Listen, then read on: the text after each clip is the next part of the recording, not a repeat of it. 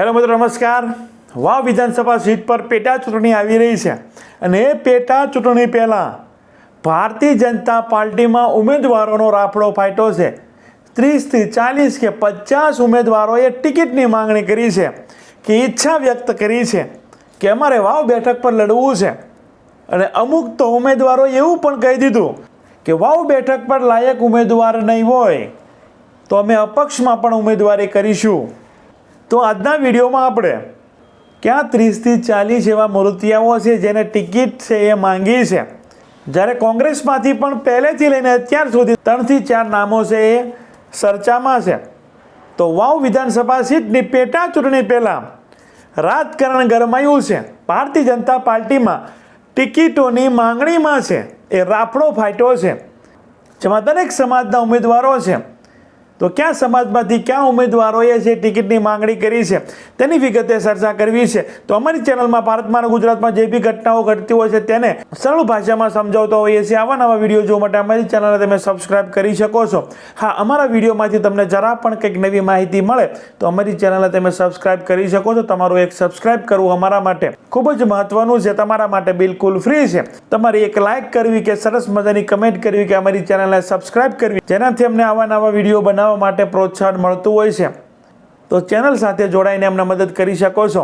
વિડીયોની શરૂઆત કરીએ। વાવ વિધાનસભાની પેટા ચૂંટણીમાં ભારતીય જનતા પાર્ટીમાં 30થી 40 ઉમેદવારોએ ટિકિટની માંગણી કરી છે કે ટિકિટ અમને મળે એવી ઈચ્છા છે વ્યક્ત કરી છે।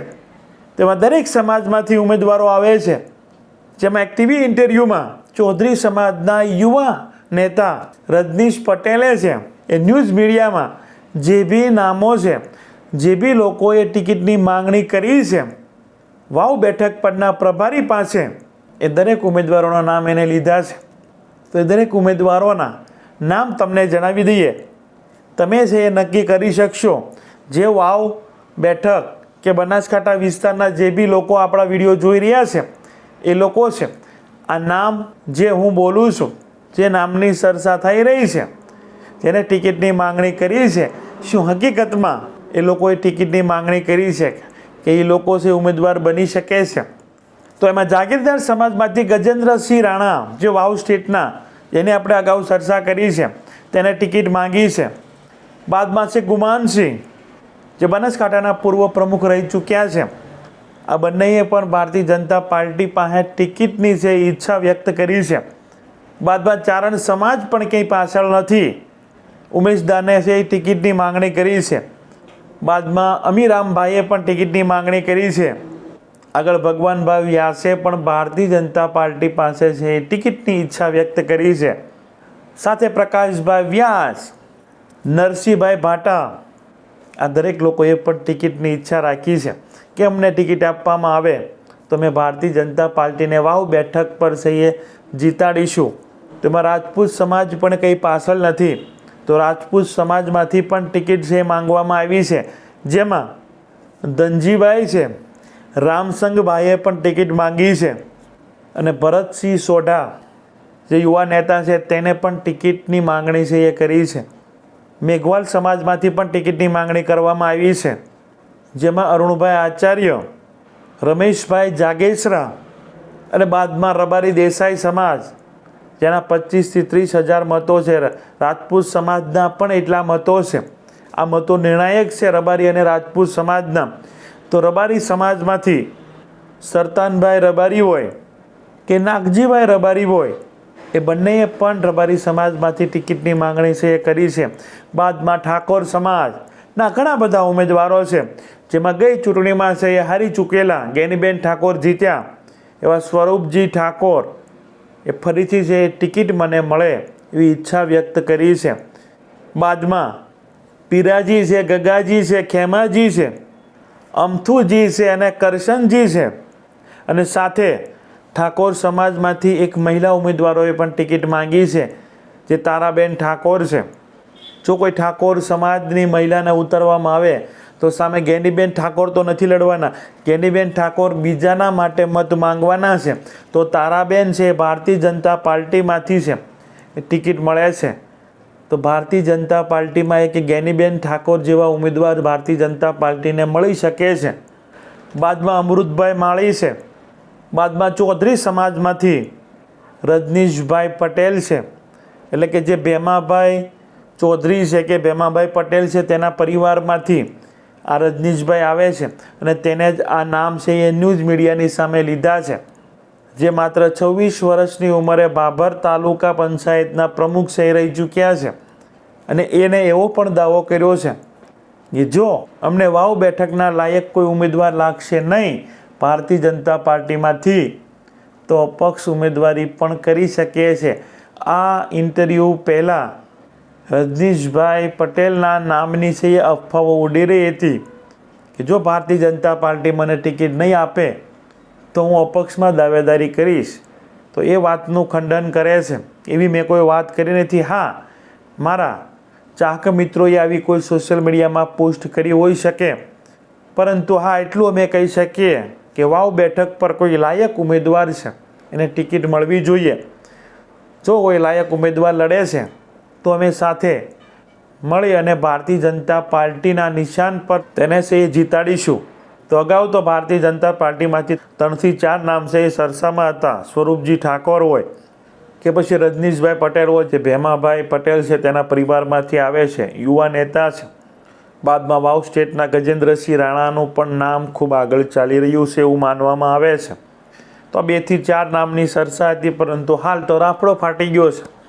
હા, હું કદાચ કોંગ્રેસ પાર્ટીના કોઈ પ્રભારી છે નામ મંગાવે તો એમાં બી એવું થઈ શકે. ઈચ્છા વ્યક્ત તો કોઈ બી ઉમેદવાર છે એ કરી શકે કે મને લડવાની ઈચ્છા છે, તો એવું લિસ્ટ વાવ સીટના જે પ્રભારી છે ભારતીય જનતા પાર્ટીના તેની પાસે ગયું છે એવું ત્યાંના નેતાઓ છે એ કહી રહ્યા છે.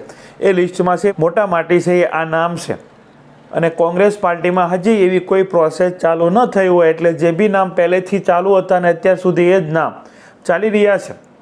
એમાં ગુલાબસિંહ રાજપૂત છે, ઠાકરસિંહભાઈ રબારી છે, કેપી ગઢવી છે અને ઠાકોર સમાજમાંથી કરશનજી ઠાકોરનું નામ છે એડ થયું છે. એટલે કે મૂળ 4 નામ છે જે પહેલેથી લઈને અત્યાર સુધી.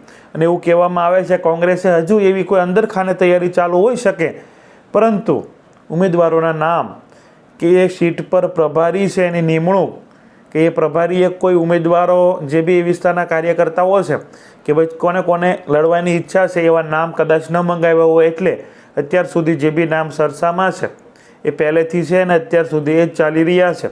પરંતુ ભારતીય જનતા પાર્ટી છે પૂર્વ તૈયારી અગાઉથી જ કરી દેતી હોય છે. એટલે એવું થઈ શકે કે 30 થી 40 કે એથી વધારે 50 કે 60 ઉમેદવારો એ છે એ ઈચ્છા વ્યક્ત કરી હોય, પરંતુ ટિકિટ માત્ર એકને જ મળવાની છે. હવે જોવાનું એ રહેશે જ્યારે છે એ ટિકિટ ફાઇનલ ઉમેદવારને આપવામાં આવે છે ત્યારે છે એ બળવો થાય છે કે કેમ. ભારતીય જનતા પાર્ટી એક શિસ્તબદ્ધ પાર્ટી છે ગણવામાં આવતી હતી. લોકસભાની ચૂંટણીમાં જે બી બળવાઓ થયા છે ખુલીને મીડિયા સામે આવ્યા છે, એ પણ કોઈ એક ઠેકાણે નહીં. ભાવનગરથી માંડી, અમરેલીથી માંડી, રાજકોટથી માંડી, જામનગરથી માંડી કોઈ અમુક જિલ્લાઓ જ બાકી રહ્યા છે. એમાં બનાસકાંઠા પણ આવી જાય, સાબરકાંઠા પણ આવી જાય. ઉમેદવારોને લઈને ક્યાંક નારાજગી જોવા મળી હતી.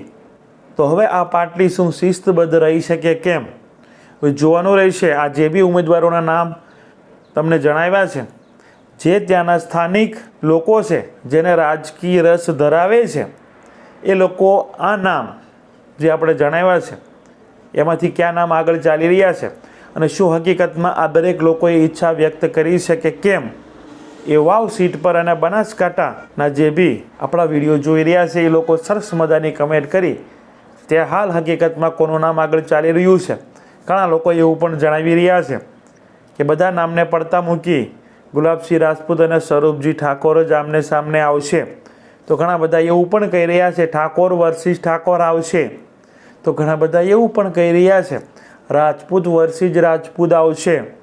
અને ઘણા બધા એવું કહે છે કે ભારતીય જનતા પાર્ટીમાંથી ચૌધરી સમાજને આપવામાં આવશે અને કોંગ્રેસમાંથી ઠાકોર સમાજને આપવામાં આવશે. આ દરેક ચર્ચાઓ છે જે હવામાં થઈ રહી છે, પરંતુ જ્યાં સુધી બંને પાર્ટી છે એ ઉમેદવાર જાહેર ન કરે ત્યાં સુધી આપણે કોઈ સ્પષ્ટ વાત છે એ નહીં જણાવી શકીએ. હાલ જે ચર્ચા થઈ રહી છે, જે મીડિયામાંથી નામ મળી રહ્યા છે તે તમને છે જણાવ્યા છે. હવે આ નામ પર તમારા વિચારો તમે જરૂર છે કમેન્ટ બોક્સમાં છે એ રજૂ કરજો. તો અમારી ચેનલમાં ભારતમાં અને ગુજરાતમાં જે બી ઘટનાઓ ઘટતી હોય છે તેને સરળ ભાષામાં સમજાવતા હોઈએ છીએ. હવે ને આવા વિડીયો જોવા માટે અમારી ચેનલને તમે સબસ્ક્રાઈબ કરી શકો છો. અમારી ચેનલને સબસ્ક્રાઈબ કરવી બિલકુલ ફ્રી છે. તમે અમારી ચેનલને સબસ્ક્રાઈબ કરો છો કે સરસ મજાની કમેન્ટ કરો છો, અમારા વિડીયોને લાઇક કરો છો, જેનાથી અમને આવા ને આવા વિડીયો બનાવવા માટે પ્રોત્સાહન છે એ પૂરું પડતું હોય છે. તો અમારી ચેનલને તમે આ રીતે સપોર્ટ કરી શકો છો. Thank you. નેક્સ્ટ વિડીયોમાં મળીએ.